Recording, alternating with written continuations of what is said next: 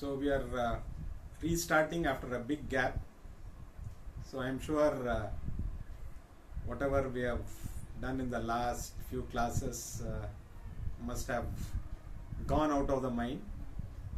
So as you know, we had started chapter 5 some time back, and we had completed 7 verses. So chapter 5, as you know, is titled Sannyasa Yoga. So it started with Arjuna asking a question: which is better? Which ashrama is better? Whether it is sannyasa ashrama or grihastha ashrama. So basically he wanted Krishna, he was expecting Krishna to say sannyasa ashrama so that he could escape from the battlefield and take sannyasa. So he was hoping Krishna would say sannyasa ashrama is better for attaining moksha. But Krishna replied saying that between the two I would recommend grihastha ashrama. And then, so these were in the first 2 verses. And then from the 3rd verse onwards, Krishna started talking about the 2 lifestyles. Why something, which one is better than other. So each one has its own advantages and disadvantages, as you know. We have seen that. So basically the safer option is grihastha ashrama, because to continue living in the society, it's easier rather than taking off from the society, because there you are on your own. You have to depend on your day-to-day needs on others. A grihastha doesn't have to do that. A jnani or a sannyasi can dedicate his entire life for study,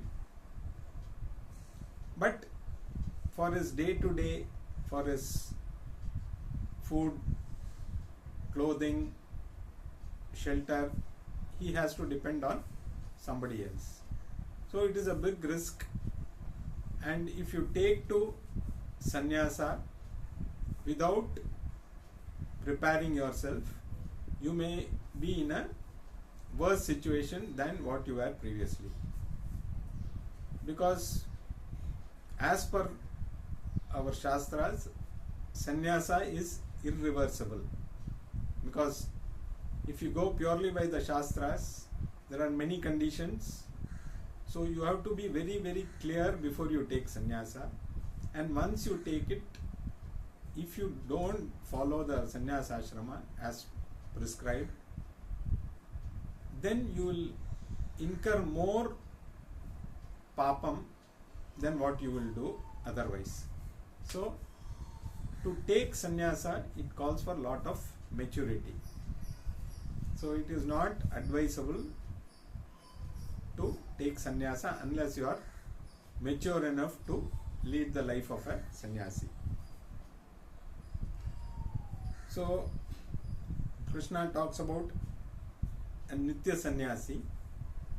So as we know, nitya sannyasi, all of us for certain times or certain conditions, we are nitya sannyasis. So like when we are, say, we had a very hearty meal, and then for some time we feel we don't need anything else in life. But the moment that meal is digested, you come back. So from nitya sannyasi you become a grihastha. So any such small periods of time, we all become nitya sannyasis. But a nitya sannyasi is one who is in that state all the time. He neither hates nor longs for anything. He he is not bound by likes and dislikes. He manages to accept whatever comes his way, whether he likes it or not. So sannyasa cannot be an escape from karma yoga, because a sannyasi also has to do karma yoga. But the duty of a sannyasi may be different. So both are preparation for jnana yoga. For a grahastha, the duties are different from a sannyasi. So you can take sannyas, but you cannot avoid karma yoga. So sannyasi, like I said, there is a big risk. In case you feel you are not able to adjust to that lifestyle, it is not, even society will not give any value to a person who takes sannyasa and then comes back, because such a person, because a sannyasi is highly respected, so if he stays in his, so sannyasi has his own problems, so we need to, so this is what is the basic difference. Otherwise karma yoga is mandatory for both. So both grahastha ashrama, you continue to do your activity, but with an attitude of Ishwararpana. So you surrender your actions to God, or the fruits of your actions to God, and continue to do your work. Similarly, sannyasi has got his own karma yoga. He has to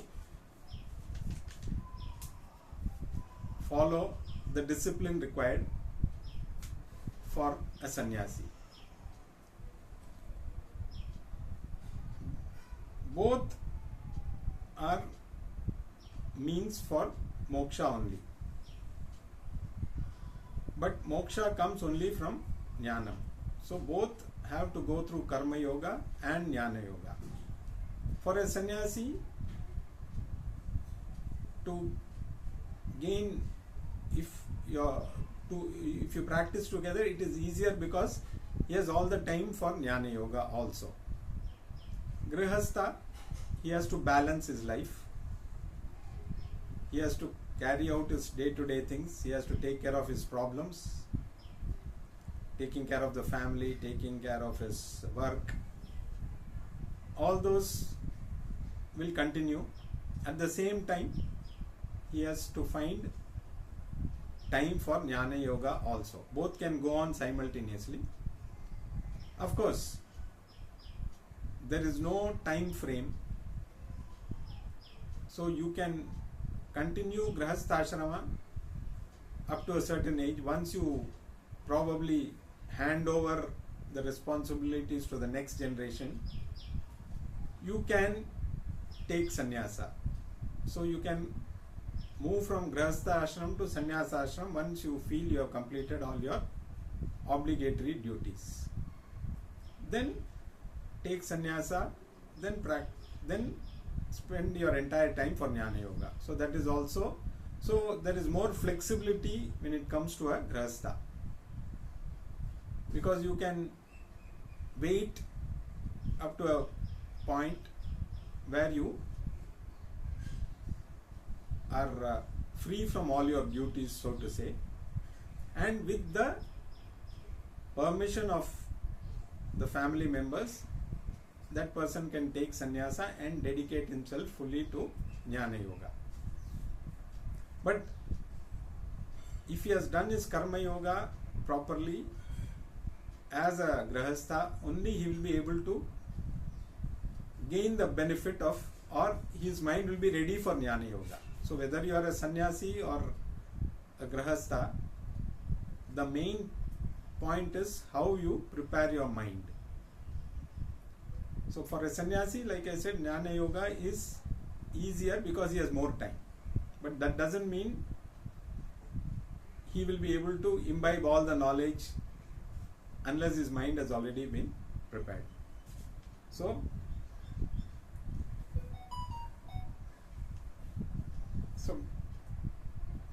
both ashramas ultimately lead to moksha. There is no doubt about it.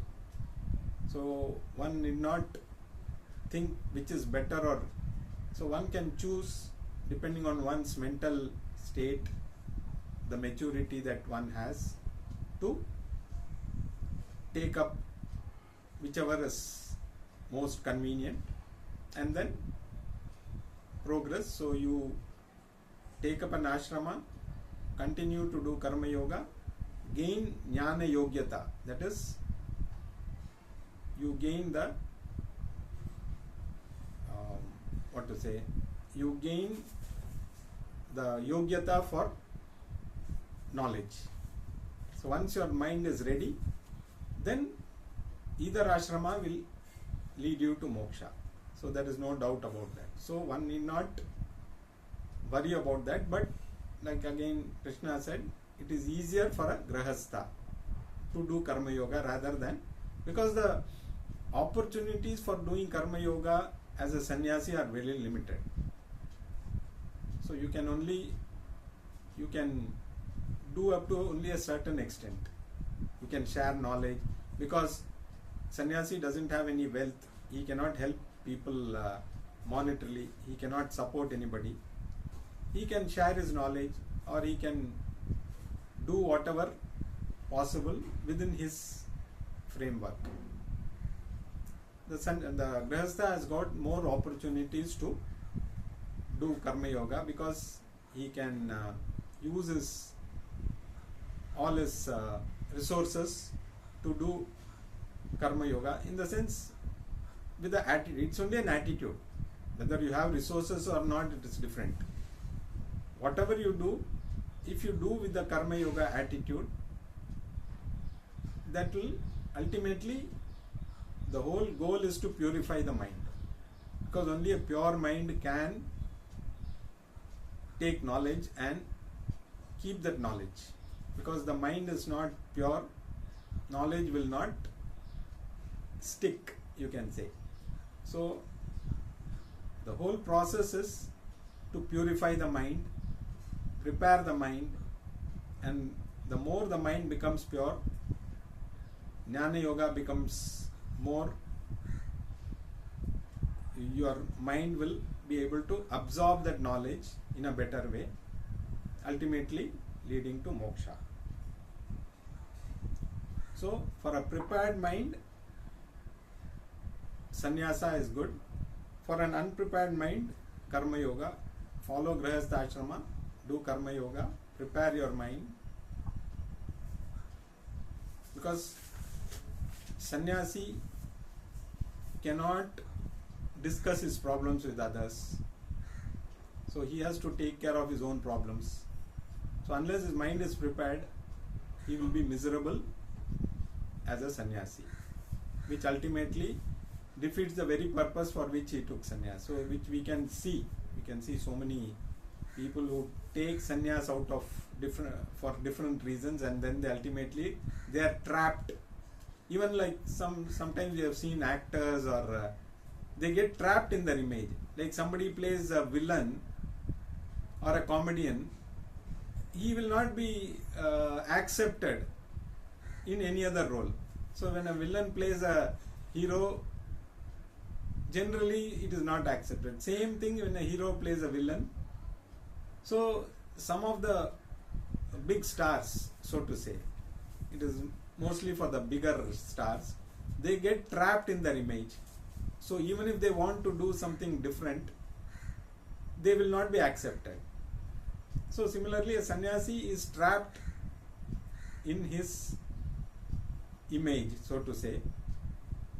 He cannot come out of it easily. So we have to be very careful before taking sannyas. So that is what. And in the 7th verse, which we will which we saw in the last class. We'll just read that.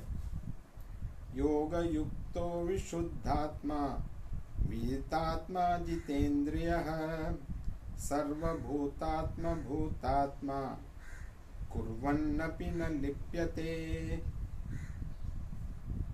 So one whose mind is purified by leading a life of karma yoga, who has mastered his body and sense organs,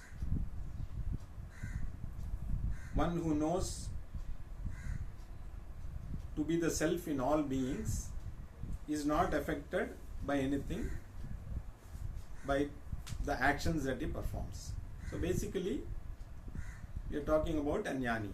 So once you gain knowledge, you become a jnani. You are not affected by anything because you know you are not the doer. So when you perform your actions without the doer attitude, naturally you will not incur any punyam or papam. Because when you perform an action thinking you are the doer, the result of that action is going to affect you. But when you perform it knowing that you are not the doer, so that comes from complete understanding. It is not just like anybody can reach that state. The one who has reached that kind of maturity, for such a person, he is not affected by anything because he is mastered his sense organs. He's basically he's mastered his mind. So one who has mastered the mind, his mind becomes pure and the knowledge stays firm. So whatever actions he performs doesn't incur any punyam or papam. So this is what we saw in the last class. Now let us move on to verse number 8 and 9. We'll read together. Naiva kinchit karomiti yukto manyeta tattvavita pashyan srinvan sprishan jigran asanan gachan swapana swasan pralapan visrajan grihanan unmisan nimisannapi indriyartheshu vartanta iti dharayan. So little tricky verse to read, so because it's one long verse, so we have to split it. So it is a little, so basically it means, so all these, that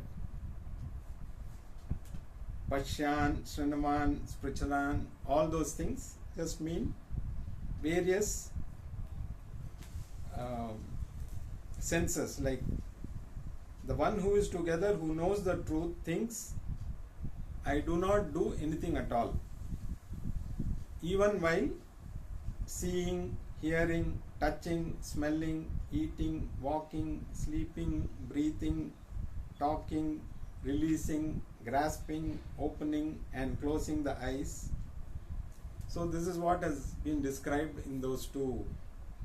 All these are given in one long line, so we have to split that. So all those mean all these actions: seeing, touching, hearing, smelling.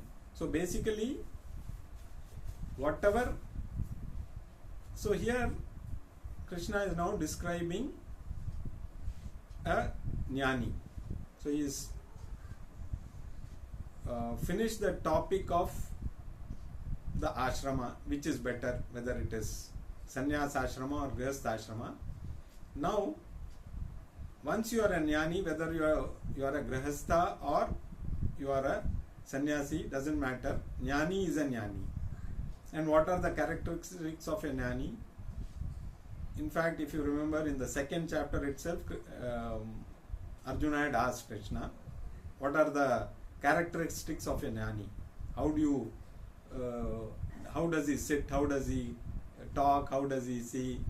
So again Krishna is repeating many of the things which we have already seen, because that is teaching, because ultimately whatever we learn is not going to stay in the mind for long.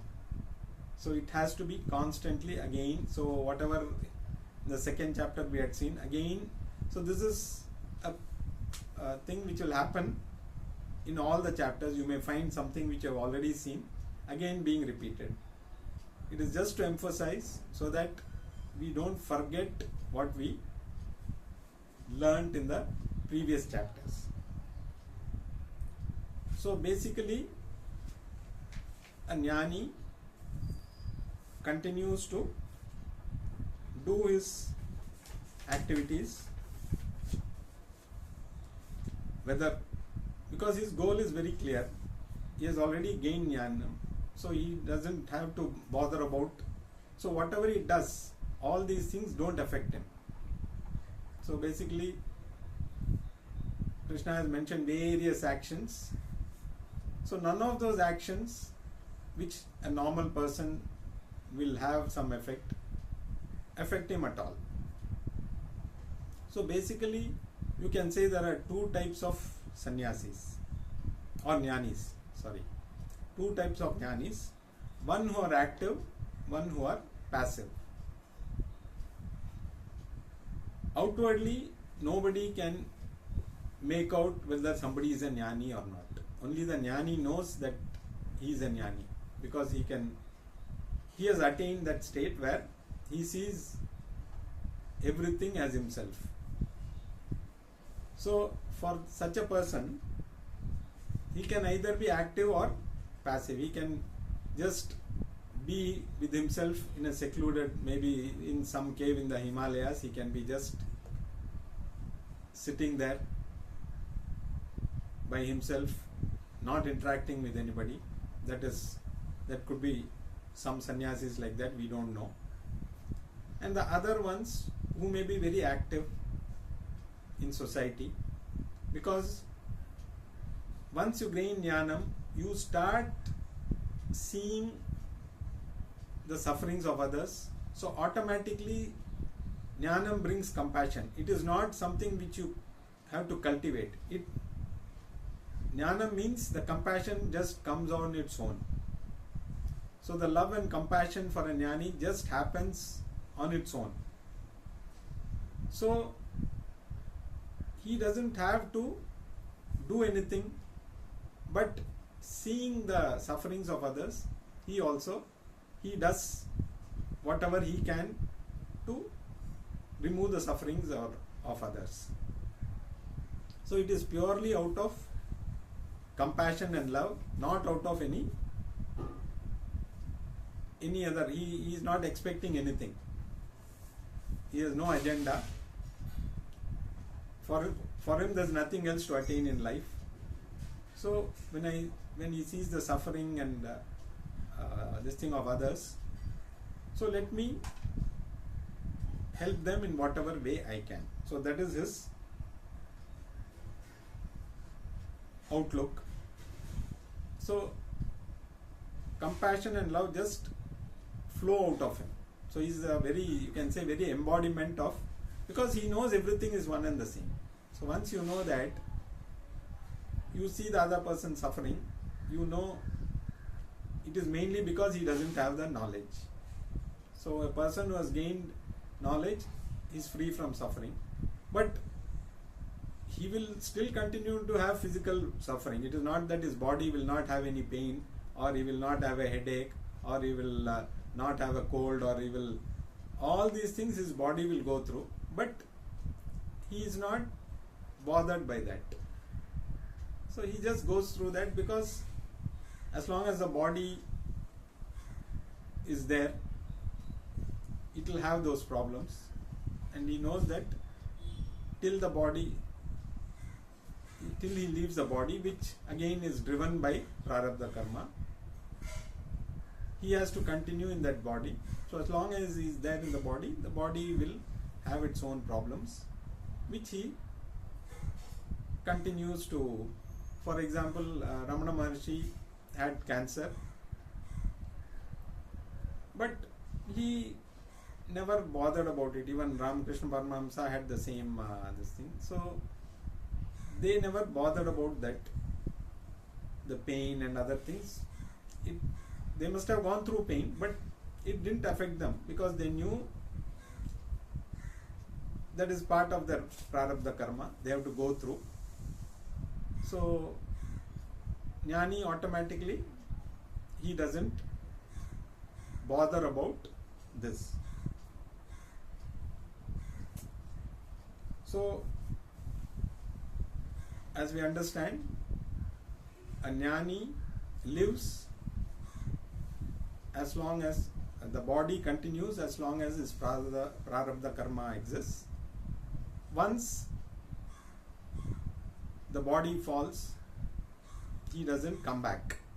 There is no rebirth. He is free from all kinds of, because all this punyam, papam, everything is exhausted. So there is no reason. Only you get a rebirth because you have unexhausted punyam and papam. Even pure punyam also, even if you have less papam and more punyam, still you have to come back to exhaust that. And in the process, you may again incur more punyam and papam.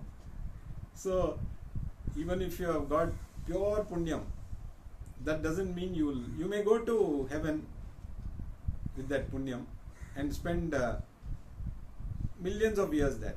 It could be because the time frame of heaven and our earth is different. So what is one day there could be 1,000 years in earth. So the concept of time and space doesn't exist there.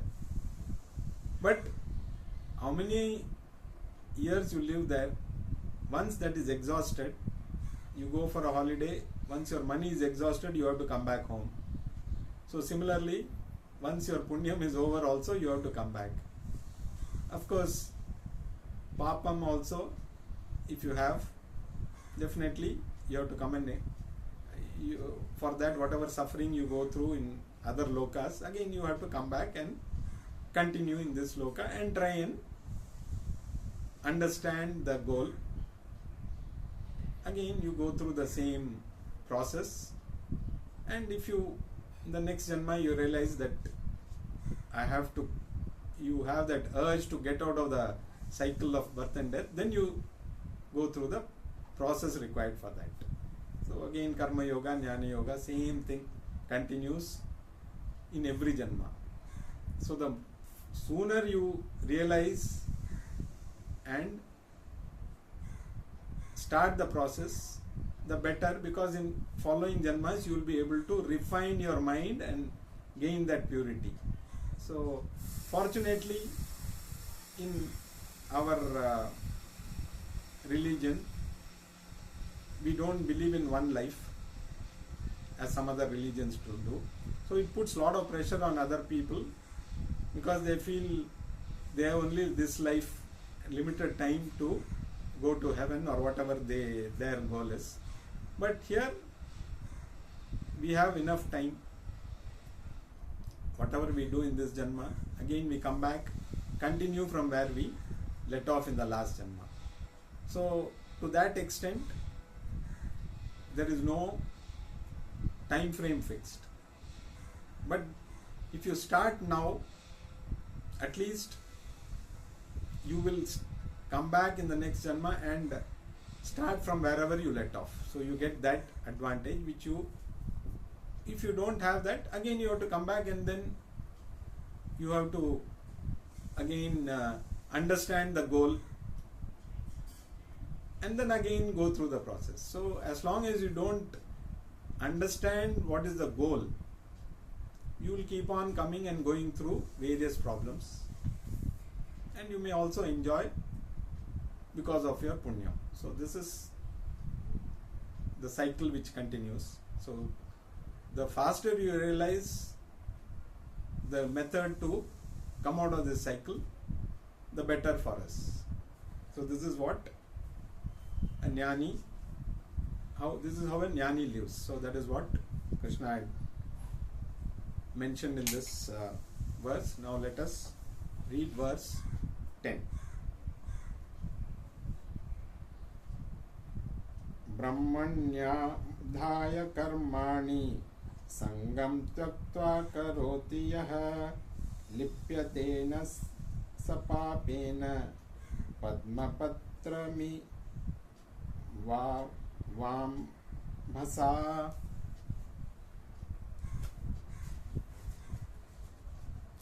So the one who performs actions giving up attachment to the results is not affected by sin, just as the leaf of a lotus is not wetted by the water. So this is what the verse says. So basically the jnani understands that there is a higher self, and that higher self is me. So as we have seen earlier, you start thinking that you are everything, you are self-dependent. Then you realize you have so many problems. Then you move to God dependence. You continue to be in God dependence till you gain jnanam. Then you move to the highest level. So from world dependence, what I meant was, initially you depend on the world for everything. Then when you find there's a problem, you move to God dependence, and then you move to self-dependence. So this is the process. So once a jnani attains self-dependence, then the other things become, he sees the other things as like you draw to make a line smaller, you draw a bigger line. So automatically the other line becomes smaller. So the other problems connected to day-to-day things become very trivial. Like I was saying, even things like cancer for a jnani, he doesn't see as a problem. But for others, it's a big problem. So once you fix your mind on the higher self, then the things connected with the lower self become trivial. Even we can take an example of say freedom struggle.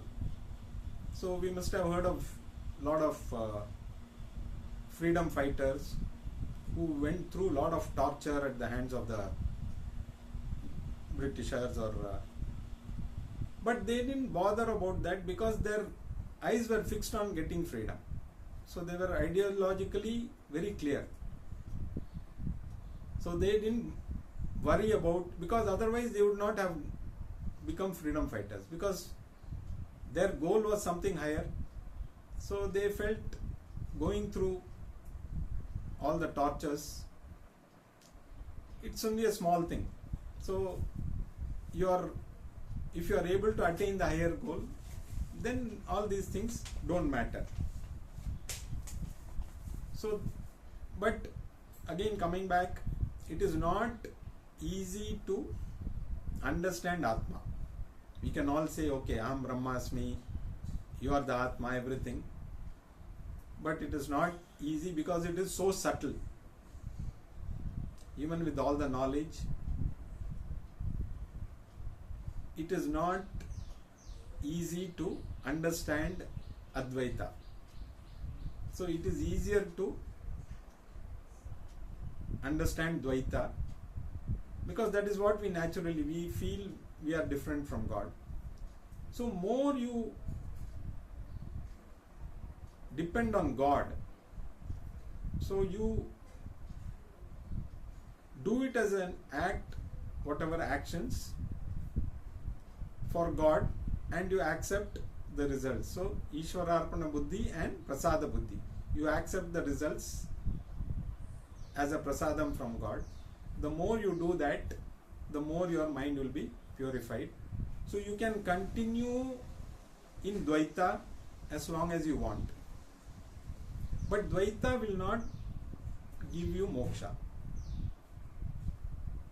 So in Dvaita, of course, people have different concepts, Dvaita, Advaita, Vishishta Advaita. So all these, each one believes in certain things, but Dvaita is very natural.